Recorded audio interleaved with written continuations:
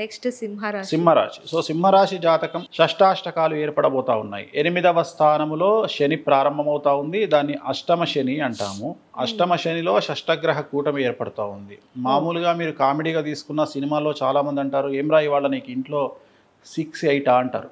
6-8 అనేది తకిట తకిట ఒక రకమైనటువంటి సౌండ్ ఇచ్చేటువంటి బ్యాండ్. అంటే బ్యాండ్ బాజా బారాత్ ఎట్లయితే బ్యాండ్ కొడతారో భార్య వల్ల భర్త అనుభవిస్తున్నాడు కష్టమని కామెడీగా చెప్పడానికి వాడేది 6-8. అలాంటి 6-8 కాంబినేషన్ షష్టాష్టకాలు అంటారు. షష్టాష్టకాలు వెరీ డేంజరస్. అంటే అష్టమ స్థానములో షష్టగ్రహ కూటం ఏర్పడుతోంది సింహరాశికి.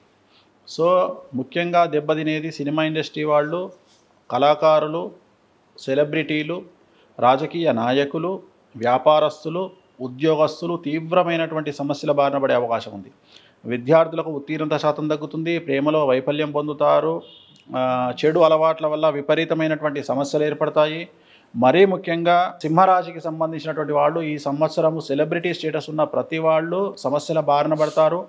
ఆర్థిక పరమైనటువంటి ఇబ్బందులను ఎదుర్కొంటారు. డబ్బు పరమంగా తీవ్రంగా అప్పుల పాలయ్యేటువంటి అవకాశం కనిపిస్తూ ఉంది. ఈ సంవత్సరము సినిమా ఇండస్ట్రీ వారికి అవకాశాలు దక్కవు, న్యాయపరమైన చిక్కులు ఎదుర్కొంటారు.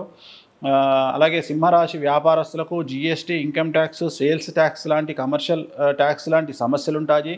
అలాగే ప్రభుత్వ ఉద్యోగం పెద్ద స్థాయిలో ఉండేవాళ్ళు తీసుకుంటే సింహరాశి వాళ్లకు ఏసీబీ, సిబిఐ, ఈడీ, సిఐడి లాంటి కేసుల్ని ఎదుర్కొంటారు. అలాగే చెడు అలవాట్ల వల్ల మగవాళ్ళు అయితే సమస్యల బారిన పడతారు, ఆరోగ్యపరమైన ఇబ్బందులు ఎదుర్కొంటారు. సో సింహరాశి వారికి పూర్తి స్థాయిలో నెగిటివ్ రిజల్ట్స్ అనేటువంటివి ఈ సంవత్సరం షష్టాష్టక కాంబినేషన్ ఉంది. అష్టమ స్థానములో అష్టమ శని వల్ల షష్టగ్రహ కూటమి ఏర్పడుతోంది కాబట్టి సింహరాశి వారికి చాలా సమస్యల బారిన పడేటువంటి అవకాశాలు కనిపిస్తూ ఉన్నాయి.